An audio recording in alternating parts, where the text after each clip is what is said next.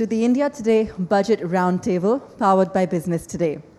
I'm your host, Abha Bakaya. I'm Senior Editor and Anchor at Business Today Television. And I'd like to extend a very warm welcome to all of you here today, including our Chairman and Editor-in-Chief at the India Today Group, Arun Puri, Vice Chairman, Kalipuri, and of course, Union Minister, Ashwini Vaishnaw, Minister of Railways, Communication, Electronics and Information Technology. Minister, we're very honored to have you with us here today. Before we begin, we'd like to extend a remembrance for Lata Mangeshkar, the Nightingale of India, who gave her voice to Indian movies for more than 70 years.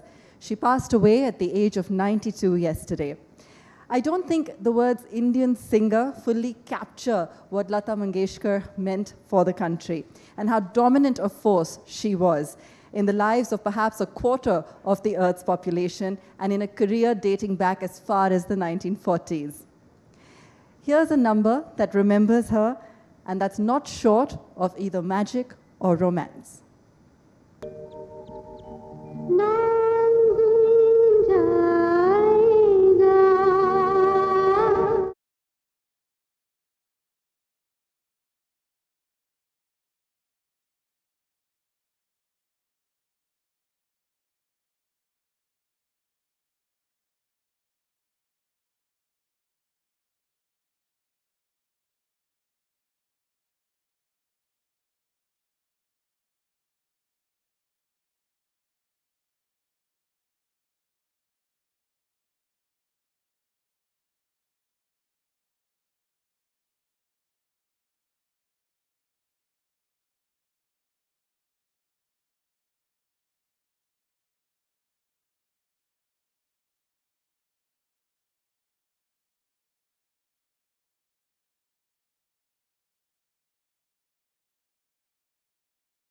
Thank you. And now to begin with our first session today. In a move to put the country on a high growth trajectory, the government has pushed the paddle on infrastructure development. The Indian Railways has been a big winner of the union budget this time, with a record budgetary allocation of 1.4 lakh crore rupees. India has decided to manufacture 400 new, more efficient Vande Bharat trains in the next 3 years. With that, I welcome on stage Union Minister Ashwini Vaishnaw, Minister of Communications, Railways, Electronics and Information Technology, and to moderate the session, Managing Editor, Business Today Television, Siddharth Zarabi.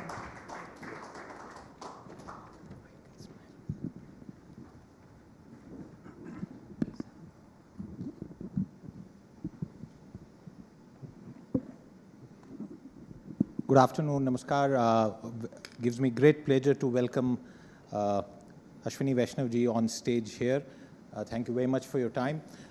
We'll start by getting you to talk about some of the priorities that the Railways has got. As we all know, the Railways is now subsumed within the general budget, and sometimes many of the innovative things, the new proposals, the extension of lines, does not get captured fully in the headlines, which get dominated by the overall government's balance sheet. Ashwini ji, there's been a record allocation, and this continues with the trend since 2014. As you talk about the allocations, could you also give us some sense about the achievements on the ground? Because while there are visible changes that we see in the stations, and those who do travel by trains, last 2 years haven't been very good for that as well. But what about the substantial infrastructure, the rolling stock, the track and the augmentation for all those targets? Thank you very much for having me here. The record budget allocation for railways, 1,37,000 crore for capital investment. I think that's a great thing. I thank Honorable Prime Minister for that. Railways has been starved of investment for many decades. The trend started changing in 2014, 15, 16, that time frame.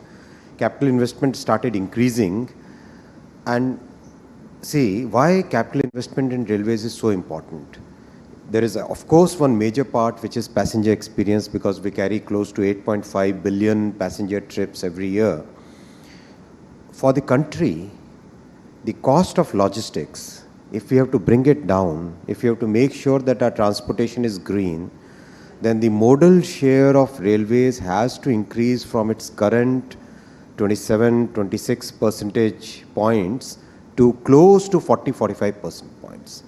Because if there is a total railway economy, let's say, then the cost of logistics will be 5, 6%.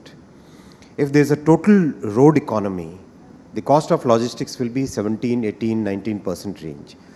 The cost for the country is always a weighted average of this. So we are at 13, 14%. If you have to bring it down, see, we are 232 lakh crore economy GDP today. Even 1 percentage point reduction in cost of logistics means the country saves 2,32,000 crore. So that is the real reason why we need to bring down the cost of logistics, and we have to step up investment in Indian railways. Mr. Vaishnaw, one of the points that we see is the continuing focus by the government's spending from the budget. But when we also look at some of the newer steps that you yourself have envisaged in the railways, the word that one doesn't get to hear often is private sector involvement, or even if one does, it is, if I may use those words, sometimes amounting only to lip service.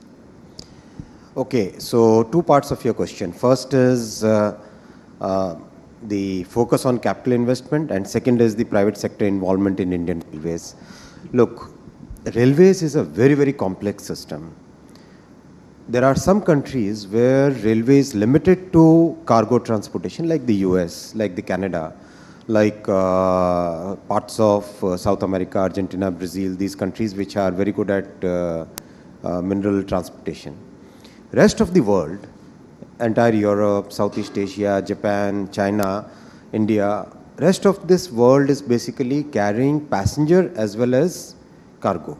Whenever this complexity comes, all these countries have government as the predominant player in India in railway sector. I can sit with you and explain how complex it is. See, a road is basically a road, right? Railway is the road plus the track plus the electrification plus the signaling plus the station plus the train which has to run on it. You cannot have one Hyundai and one Suzuki running in parallel. Nobody can just join it, right? It's very, very complex. That's the reason why government has to play the dominant role, and that's the reason why we are also, there is absolutely no question of railway privatization. Mr. Vaishnaw, even if the track, the main infrastructure were to remain with the government, what prevents from trains being run by the private sector, offering services just as they happen in Europe on the same kind of railways that the Indian Railways is modeled on? There was talk about bidding out for those plans. Have they been dropped? Have they been scrapped? What is the current status? Look, passenger services are practically running at 50% subsidy. Who would run a business where 50% subsidy is there, right? And that's the experience all over the world. The experience in Europe is no different. Experience in Japan is no different. Experience in Southeast Asia is equal. China also is following the same. Basically, passenger services are almost everywhere seen as a social good. There is an element of public good in that, and that's why they are subsidized by the governments all over the world. Mr. Vaishnaw, if passenger services are being subsidized, the flip side of the argument would be that the railways itself has a very high cost structure in the last several years because of dynamic pricing, last minute tatkal booking of tickets. Prices have gone up. If you were to book a trip in less than 7 days, it certainly costs you more than if you were to book a ticket 30 days, 45, 60 days in advance. Given that, is it just that there has to be a pass-through to passengers and the railways doesn't have to do cost control? There are numbers probably in the budget. You yourself are a numbers person. How would you tell our audience about what is being done as far as keeping railways costs in check is concerned? If we look at the global benchmarks, the biggest factor is what? Biggest factor is haulage cost. Haulage cost globally is almost 1.8 or even twice what we have in India. So it's not that Indian Railways cost structure is skewed too much towards one side. It is yes, there is always a scope for improving, but the size of our railway network and the cost that we have right now, the cost structure that we have right now, is not something out of the ordinary. Mr. Vaishnaw, Nitin Gadkari ji keeps talking about daily targets of achievements with respect to the highway rollout. I wonder if you can offer a comparable figure for our audience so that some of the work that you have put in comes into better context with such a number. So I would like to put it in a slightly different way. Highway always will have this straightforward number of kilometers of roads that you build, right? Railways, large part of railway investment goes in doubling the lines. A significant part of railway capital investment goes in electrification.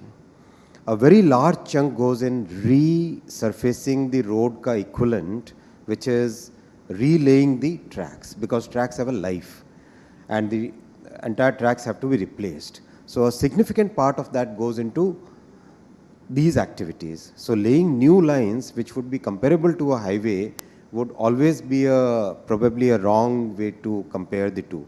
What's important is the entire passenger experience has to change. That's what Prime Minister's vision for railways is. Entire passenger experience will change with 3 elements. First is stations. We have had very good success in Rani Kamlapati station in Bhopal and in the Gandhinagar station in Gandhinagar capital station. Learning from these 2 redevelopment projects, because again, when a train is moving at 100 kmph, right? The vibrations, the loads which are there on all the structures, those are very, very complex calculations. Learning from these 2 experiments, now we are embarking on a large-scale station redevelopment program, first. Second, getting a totally new generation of trains. For years together, we were running technology which was 1950s and 1970s, right? 2017, Prime Minister decided that let's go for a totally new generation of trains. The trains were designed in India for 180 km per hour. It's phenomenal. There are only 8 countries in the world which have this, which can do a design of this kind of train, right? 2019 onwards, those trains started running. Absolutely good performance. Now we are scaling up, and now Prime Minister has given us the target, raise this bar totally to new level, and a new generation of these trains has to now come, which are energy efficient. The passenger experience has to be in terms of noise, in terms of vibrations, in terms of climate control within the train, in terms of the ambience, the entire thing has to change. So stations, trains, and third is safety. You must have seen in the budget announcement 2,000 kilometers of Kavach, right? So Kavach is a fabulous train protection system, automatic train protection system, which increases the capacity. On the same lines, you can carry 30% more. Same lines, you can carry 30% more, right, while being many times more safer. So these 3 things are on the passenger side which are going to change the way passengers experience railways. You have one of the widest portfolios, and I won't spend too much time on the railways. Just one quick final question, and this is a broader question. Years back ago, you used to see the railway minister oblige political constituencies, talk about new lines. I also noticed one of the features was 1,000 rupee allocations in the railway budget in the recent past. I wonder why that happens. But the broader question is today, after so many years of the Modi government, what is the shape of the railways and what is the future looking like? Because we used to always see headlines that the railways is close to bankruptcy, it is running on fumes. How has that changed? Significantly. That has changed significantly, and the pace of change is increasing every day. There's always a inertia when you start something big. There will always be inertia, but beyond the tipping point, things start moving in a very different way. The kind of reforms which have happened in the last 5-6 years, phenomenal amount of cutting those controlled mindset wala regulations, phenomenal changes happened. The customers, the people who are associated, whether they are passengers or people who load their cargo, that has totally changed. Their experience has changed. A few years back, thinking of loading 3 million ton every day used to be something, oh, aisa nahi ho sakta. Today we are consistently achieving 4.2, 4.3 million ton loading every day, and well on target to load 5 million ton every day. So railways future is absolutely good. It's going to be robust, and lot more technology absorption is happening. People are coming out with new ideas. We are very soon going to launch a startup challenge for some of the most important challenges that railways faces, and we would like the bright minds to come up with solutions for that. What are those challenges, if you could quickly elaborate? Okay, so very important point, like what is the condition of the track? Unlike a road surface, when you move on the railway, there are both lateral as well as vertical oscillations, vibrations, right? So how do you monitor the condition of the track? Because thousands of trains are running every day. Is there a way by which you can real time monitor the condition of the tracks, right? Second, whenever there is a fog, if there is any solid element coming onto the track, it's a risk. How do you detect that, right? There are many such items, about 15 odd problems statements that we have listed. 5 or 6 we will be issuing the challenge very soon. It would be good reward and also continuous business for those startups. I don't want to get you to comment about what has happened, the violence that happened around the recruitment, but for the record here, for our audience, for a country that has instant KYC, we are Aadhaar linked, there is so much digitization, we have some of the toughest and well-run exams. Why does this happen? And there is, of course, job unrest, the youth is unemployed, and that perhaps manifested in the unfortunate violence. What would you say to that? See, first thing is, railway job is a highly coveted job. This is something which people really want to have. So the numbers are huge. For a vacancy of 35,000 odd vacancies, the applications were in the range of 1 crore and 25 lakhs. Unlike a simple enrollment or any other activity, or many people put it on the social media that if we can do an election for so many crore people, why not 1 point? See, exam is a different process. Exam, the fairness of the exam is very, very important. And I would like to highlight the entire exam throughout the COVID period also when we did it, not a single complaint about any paper leak, any manipulation. Then Railways has a very unique way that the answer sheet is then disclosed to the candidates so that they can place their objections. So those objections were received, those objections were resolved, and then came the final listing. The point of concern was not about the exam or the time frame. The point of concern was how many people are allowed to move from the first stage to the second stage. The key point of students' concern was that you have to allow unique number of people. We said 20 times, 20x is the number that we had notified. Yes. So this 20x has to be unique. So it was a concern which we have taken very sensitively. Hamari संवेदनशील सरकार है. Very sensitively we have taken. We have entered into a very wide-ranging dialogue. We have received more than 2 lakh representations so far in the last 10 days. And in parallel, we are processing those representations. Our teams have gone all over the country to meet and hear out the students. We are a government of the students. We are a government of the people at the bottom. For those students who would probably be watching this, do you think you could say safely right now that this will not be repeated ever in the future? Exam process is always evolving. I'm sure, basis this experience, the next time exams will be far systematic, far better organized, I would like to say. Thank you for that assurance. Let's move on to your other charges, and I'll start with communications. Bharat Sanchar Nigam Limited, one of the largest companies at one time, you couldn't do without that phone. This budget has a very significant budgetary allocation, well over 42,000 crore, and two aspects to this. At a time when the government has finally, I don't want to use the word gotten rid of Air India, but actually given it a fresh lease of life. Is this money enough to provide Bharat Sanchar a fresh lease of life, or are you just pumping in good money in a sector and just retaining BSNL for some 70s command economy rationale? Okay, so BSNL plays a very important strategic role in our economy. Definitely it's not a control mindset, 70s as you said. Definitely it's not that. When you look at the strategic interests of the country, telecom is one sector in which you would always like to have presence of the government, first. Second, would the private sector reach out to the people who are unconnected, people living in the far-flung areas? We are a government of Antyodaya philosophy.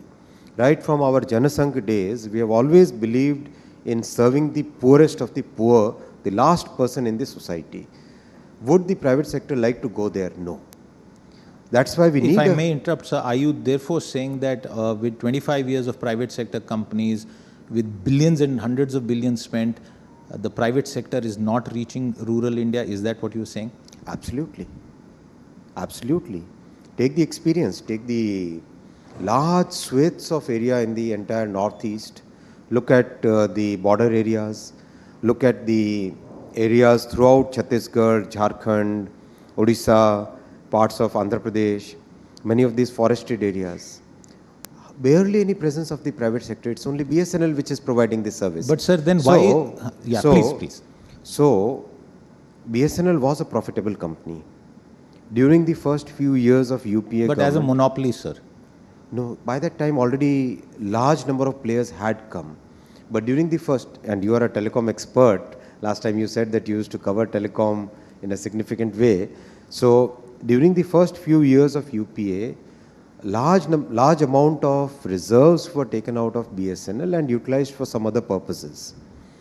It came into a very difficult situation. 2019, the first set of support for BSNL was given, and today I'm happy to share with you and viewers, BSNL has made operating profit after many years. Now is the time when the company is stabilizing to take it to a new level. So definitely one public sector telecom company will stay. We will support it to the hilt. One quick point. Are you happy with the utilization of the Universal Service Obligation Fund? This is a fund for those of all the viewers who may not know this, which you actually pay for. It's a very sizable fund, Mr. Vaishnaw, and I have seen in the past that utilization doesn't happen because even Bharat Sanchar's plan, for example, to roll out a network in the left-wing extremism areas, it's a project for many years. Your own government gave it some life again in 2014-15, but it's perhaps not achieved what you had in mind. So the result are, I would say, it's still a story in progress. The infrastructure is now laid out.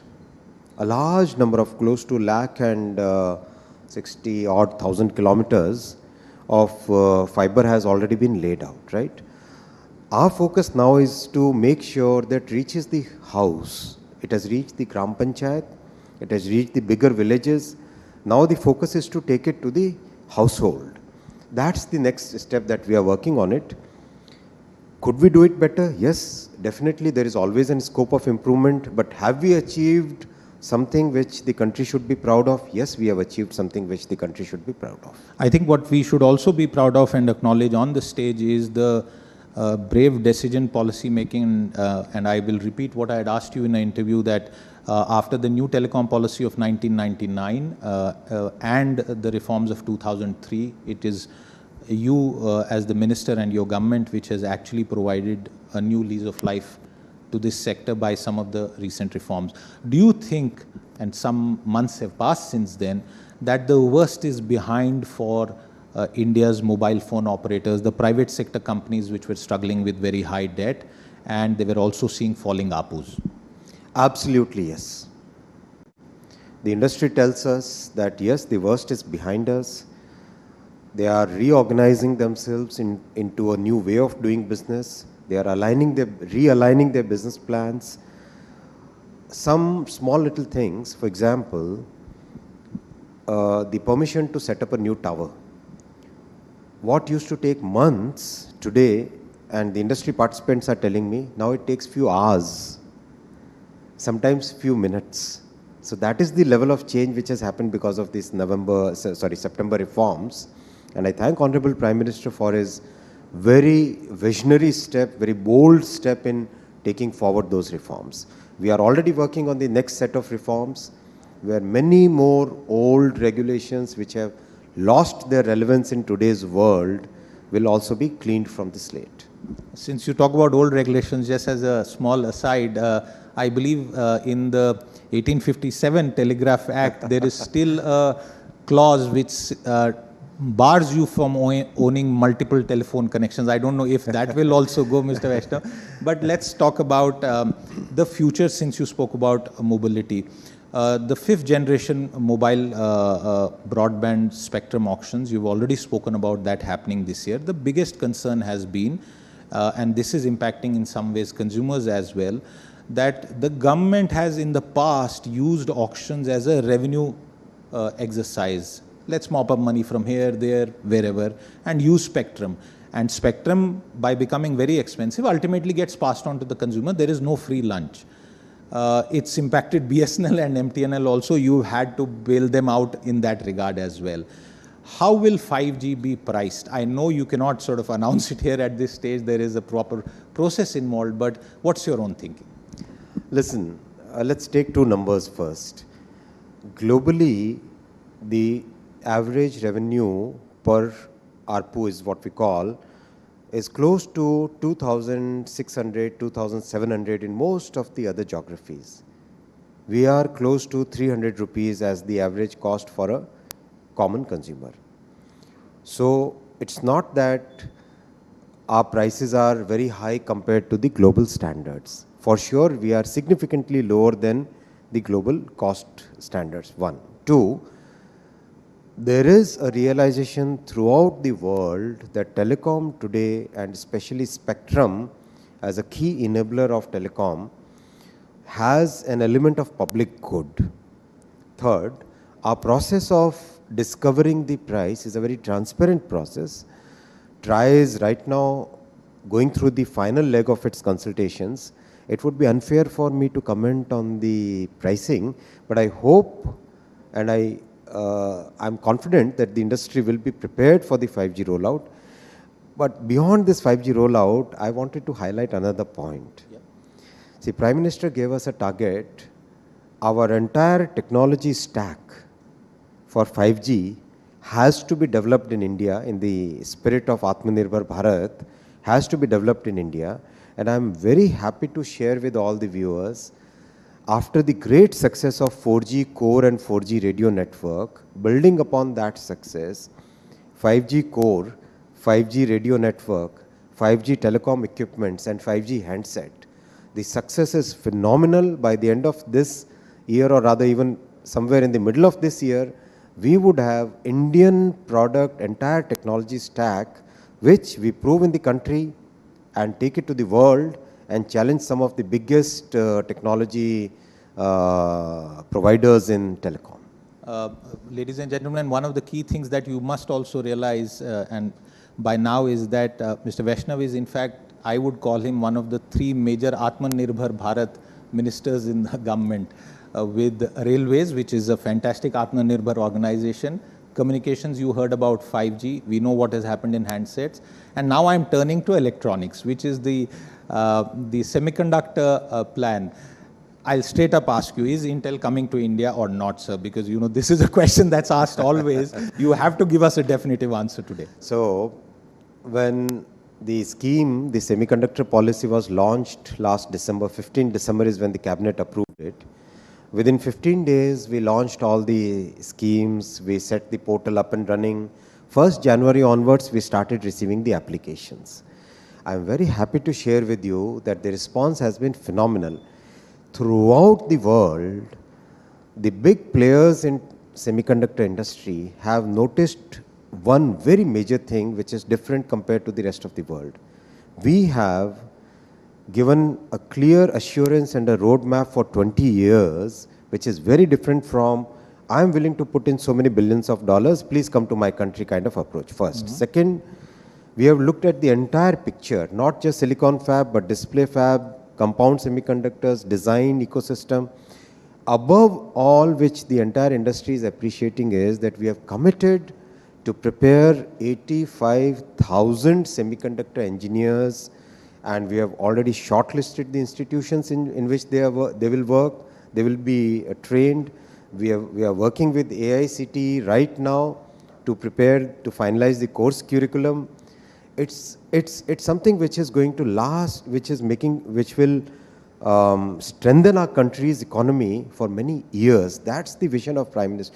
When he called me and said that, Ashwini ji, सोचो 20 साल का सोचना है, हमें 4-5 साल के हिसाब से सोचना ही नहीं है, because this is an industry where if you lay the foundation today, you will start getting the results in 3 years, 4 years, 5 years down the line. And if the results are good, foundation is strong, the results will continue to give us buoyancy for next many decades. So that's the thought process. I wouldn't take name of any company. Yes, there is keen interest from almost all the major participants. And I'm sure we'll hear something more about that. For the viewer, how do you explain wafers, chips and fabs very simply? These are obviously not potato chips, but they're very important. By one reckoning, $10 billion worth of chips are imported annually as part of the overall electronics import. Would you care to? I wish I had my wafer with me right now. So, minus the wafer. Okay, so wafer is like a CD. You look at a CD, but just imagine in your mind a CD that is no longer in existence these days. That's the wafer, right? On the wafer, very small chips are etched. They are printed on it. Then each one of them is picked out in a very complex photolithographic process and then put it inside a chip. Chip is that black thing that you see. Then its legs and the body are prepared. That is put on the circuit. That circuit then finally goes into the all the devices, the microphone that you're holding in your hand, the mobile phone, this camera, all this equipment, that circuit goes. So that's the way it works out. And it's the real chip, it's not the chip that some people thought would be inside a currency note. Before I move on, I just want to ask you one more point, because that is also, people may not realize, a part of your charge. Is there a postal stamp that you will be issuing for the great Lata Mangeshkar? Definitely, yes. Okay. Well, I'm glad you have announced it at the India Today Forum. Let's move on in the time that we have left now towards information technology, and I'm skipping a few questions that I had in mind. Mr. Vaishnaw, two impressions, and I say impressions deliberately because one, that India is fighting with all social media companies, that suddenly this plan for Atmanirbharta also has somehow transformed into a plan against all these social media companies. And I won't take names, you're fighting with everyone and making life difficult for them, not letting them do business in India, perhaps in the hope of homegrown giants. Would that perception be correct at all? I frankly don't think that perception is correct at all. I think the spirit of our government is to bring that balance between freedom of expression on the one hand, protecting our society on the other hand, right? That balance has to be brought, and that's what societies all over the world are basically evolving into, that kind of discussion. End of the day, what matters is whether as a user of social media, I, my children, my family members, my society, my city, my village, my community, are they safe? Because in the yesteryears, in your magazine, India Today, an editor would always take out the stuff which is not good for the society, which is not publishable. In today's world in social media, there is no such control. There is no such editor. So self-regulation is the first step, which is very important, and that's what the regulations of 2021 that were published, those regulations basically put the onus on the platforms that, please, Mr. Platforms, you start your self-regulation process so that if somebody is trying to put something which is not good for the society, you remove it yourselves. And if somebody has a complaint against you, then you create an institutional mechanism for redressing that grievance, right? That is what in a nutshell, that is 2021 guidelines. We have evolved over that. Today there is a consensus building up that the accountability has to increase.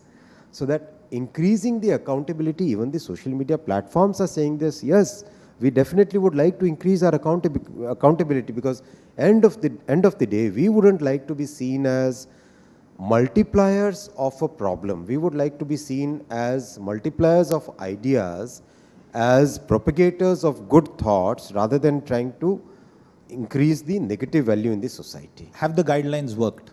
The guidelines have worked fairly well. Almost all large social media platforms, they've complied, actually all, they've all complied, and in fact I've said it in the parliament itself, and I showed the compliance reports. Good thing is, we said that, okay, you don't have to report, you just publish your compliance documents on the websites, on your own platforms, and people have downloaded and seen that. The flip side argument is that why should the government be sort of trying to police? These are my words. Absolutely not. There is no question of policing. It's, again, I'm saying self-regulation. Self-regulation basically means if X social media platform is using somebody's content, something is getting uploaded, that platform itself should check. But just to complete that point, but why regulate? If I am uploading personal pictures, if I am putting out everything, my birthday, anniversary, other celebrations, then why should I not be the one who is responsible for the data? Why do I need a government which is yet to come up with a privacy law, a foolproof major, global standard privacy law step in? So the examples you gave are great examples. Birthday pictures, your own picture. I'm sure you use social media. There is a significant chunk of content which would be exactly opposite of what you are saying, what you mentioned, right? What is the impact of that content on the society? So question is, yes, I agree with you, the people who are uploading that data, they also have they have actually a bigger responsibility. But the media is today provided by the tech companies. For example, if I have some grievance against somebody, I go in a closed room within the four walls, I shout whatever I want to shout against whatever that grievance is.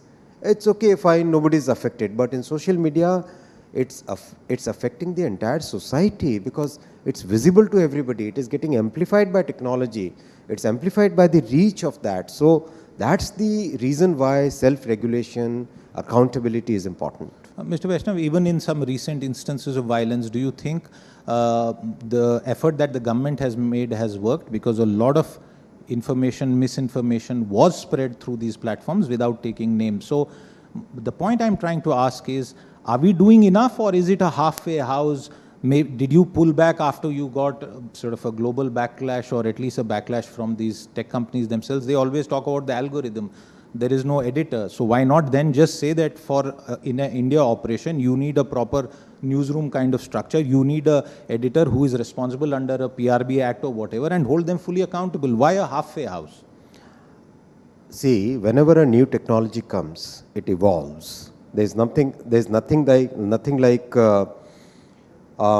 this is a piece of specs. This has got developed over so many centuries, and today it is available, you can buy it.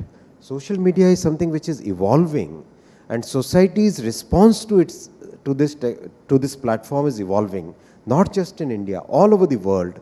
This is such a fluid situation that we have to mold ourselves according to the situation every day. So that's where the world is moving, and we are also moving in that very same direction. By when do you think we'll have the personal, the privacy law in place? There is an elaborate process, standing committee discussions. Can we expect that anytime soon? And it's not your charge, but can it go the crypto bill way? It came, it didn't come. Is that likely? Listen, the parliament is in session.